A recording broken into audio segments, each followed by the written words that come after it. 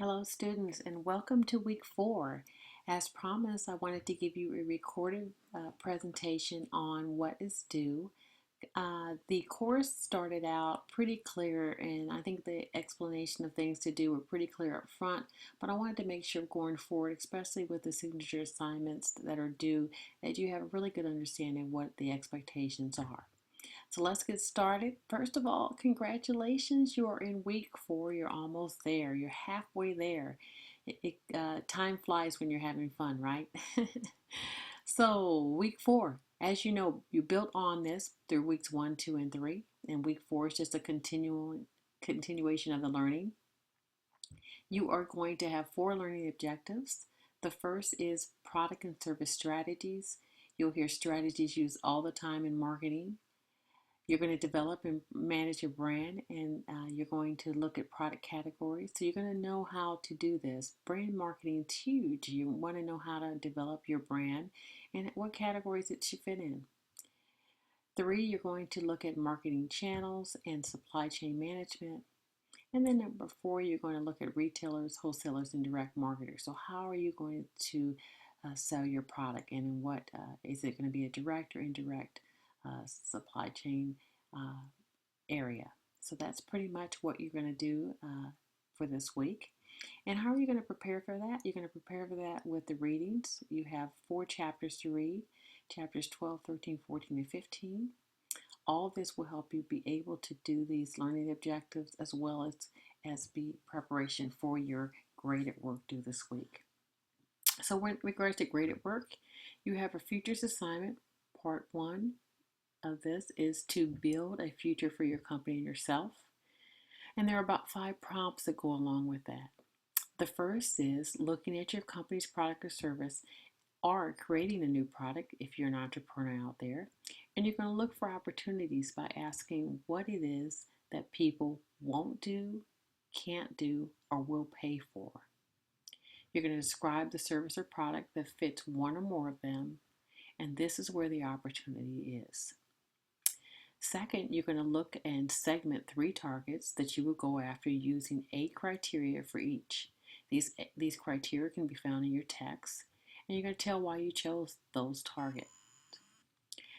Then you're going to describe the purchase decision steps that customers will have to go through to buy your product or service. You're going to detail 5 competitive advantages of your product and the company will have over others. And then lastly, you're going to look at the product life cycle, and you're going to see what stages of the product life cycle your company will be entering. You're going to defend it and define it, and then that's all that you need to do for the futures assignment. So the futures assignment does have a rubric. There's 2 parts of it. I'm going to pull that up now. Course information.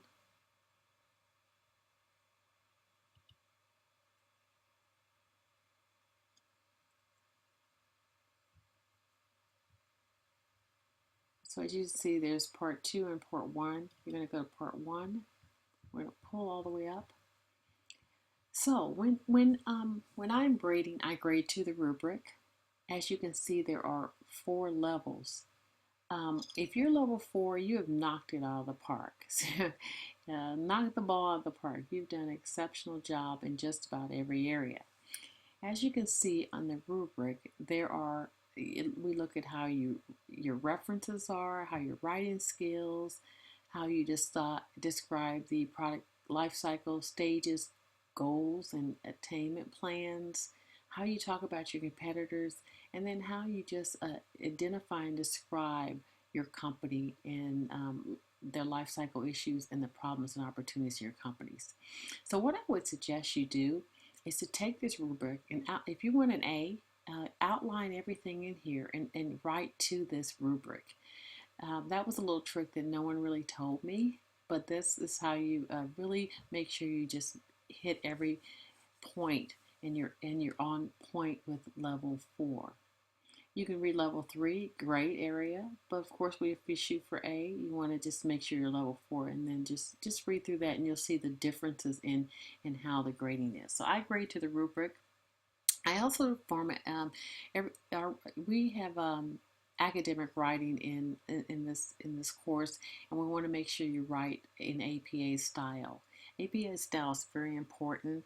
I'm not an expert in APA. Most of the time, you won't find very many people that are, except for editors. And everyone has a little twist in APA, but there's some basic things that I look for that is standard. The first thing is double spacing. You want to make sure you double space everything, even references. There actually should be two spaces between every period. Um, you want to have an introduction, an abstract first, an introduction, a body of the paper, and then the reference section. And you want to try as much as possible to write in the third person. Now, the third person, instead of saying I, you would say the author suggests or the author feels. Because if there's too many I's in the paper, it just takes away from academic writing. It's more creative writing when you're doing that. So just make sure that you write in the third person and you should be fine. There are some students that not really did an outstanding job of it. That I had an opportunity to read their papers. And so, in all fairness, those students, because they wrote a perfect APA, were a level 4. So I just encourage you to shoot for that. It's not hard to do, and you can always use the Writing Center. Let me get out of the rubric. We have a excellent Writing Center and resources, and I think it's in the course information. It's in oops, I think it's in the intro. Start here. Yes. Yeah. Here's the Writing Center that can help you. Online Writing Lab. You can talk to them and they can definitely help you through it.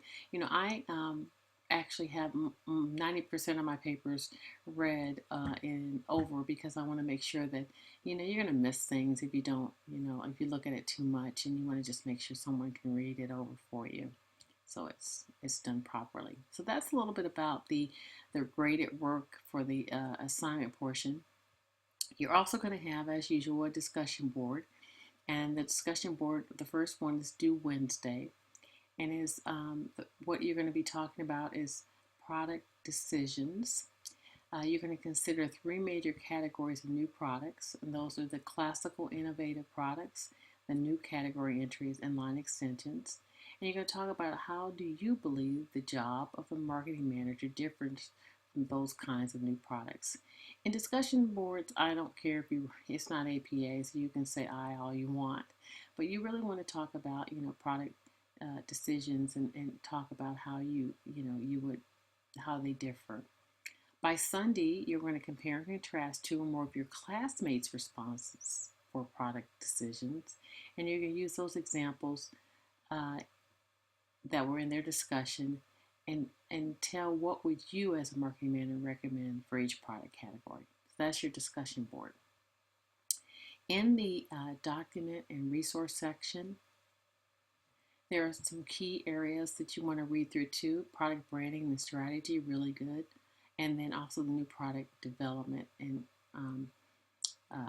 PLC. You want to make sure that product life cycle. Read through those, really good. Go back. The last thing is in the assignment area. This is actually where, of course, you post your assignment. The futures assignment are post and turn it in. And what turn it in, and I know I'm probably talking to people that already know this, but I want to just make sure you know. If you cite your work, you don't have to worry about turning it in. But if everything is, you want to make sure you have a combination of both. You want to make sure you have a combination of your independent writing and then also things that are referenced. And if you use anything that someone else's, you want to cite it. So I encourage you to use a combination of both. That's going to really develop your writing. And that's about it for turning in. Back to the course, number 4. So I want to again thank you for a job well done up until now. You'll hear from me again toward the maybe for next week. I may do the same thing, or if need be, toward the end of the course. But I also will be reaching out to each of you individually at the end of week 4 when grades are complete. so that I can, so it'll probably be about week 5, just to get a pulse of how things are going, how you're feeling, how I'm facilitating the class. If you need any assistance before then, please reach out to me. I know students have emailed me and talked to me, and I appreciate that because I'm very approachable and I'm here to support you. And I'd rather talk to you now if there's a concern than later. So, but just know that I do reach out to students in week 5 after I've got their grades to kind of just let them know how they're doing and how they're progressing and the improvements we see and things like that. So you'll hear, and that will be after the grades are complete. Keep in mind that I have 2 very large classes, and I do read people's work. I want to make sure that I give the best feedback I can. So I do read those. Normally, I like to have it done by Wednesday.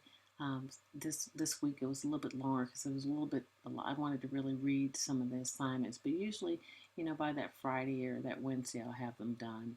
So just keep in mind that they're there, and that's about it. So again, thank you for a job well done, students.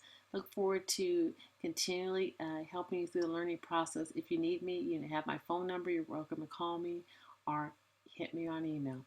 Have a great week, and hopefully week 4 will be as fun to read as the other weeks that I've had. Thank you so much. Bye.